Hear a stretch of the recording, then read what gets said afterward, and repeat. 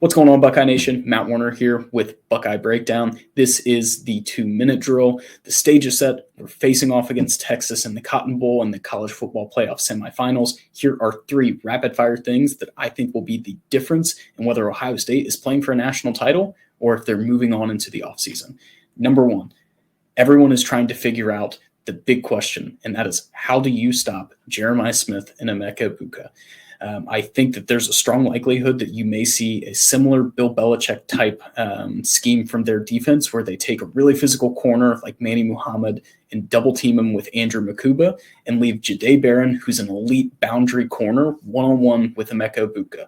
It's going to force Will Howard to get to that second or third option and rely on guys like Carnell Tate, G. Scott, Travion Henderson out of the backfield, maybe even Brandon Inniss, to make plays and step up in situations where we really haven't had to rely on them in big moments. Now, it's not as easy as simply just double teaming Jeremiah Smith. He's still going to get the ball. He's still going to get targeted. He's still going to make catches, and he's still going to be that phenomenal playmaker that we have seen these last two games. So excited to see how those matchups kind of fare for Texas. If they're successful in doing that, how well is Will Howard able to analyze those reads and get to different options?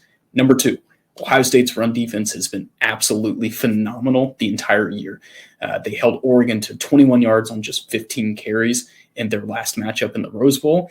I'm hoping that they're able to successfully, have a similar outcome against Texas. What that does is it forces Quinn Ewers and that Texas offense into more of those second and third and long situations where it's more than likely going to be a pass. It allows Jim Knowles to get creative and sending guys on different blitz looks to get to Quinn Ewers, who's not quite as mobile as some of the guys that we've faced in the last 2 rounds. And it allows for that secondary to sink their teeth in. It allows for Caleb Dowds to read the QB's eyes and go make the amazing plays that he's been making all year. So excited to see if we can stop that run game and really allow for that defense to run wild like they've been doing in the first 2 rounds.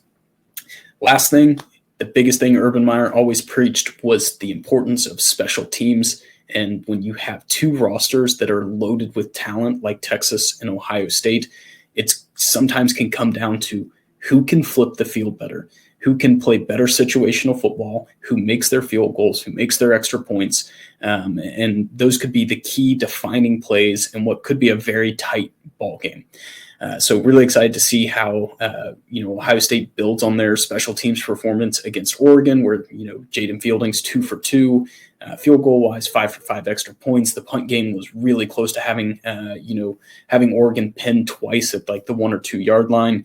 And then you've got Texas, who was on a downward spiral against Arizona State. It seems like a lot of confidence has been lost in their field goal game.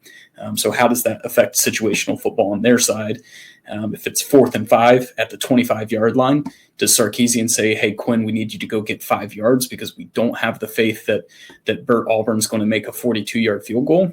Or does he trot him out and take the points with the possibility that he shanks another one? So excited about this matchup. Those are the 3 things that I think could be the determining factor of Ohio State's success against Texas in the Cotton Bowl. I'm Matt Werner with the Buckeye Breakdown, and this has been the 2-minute drill.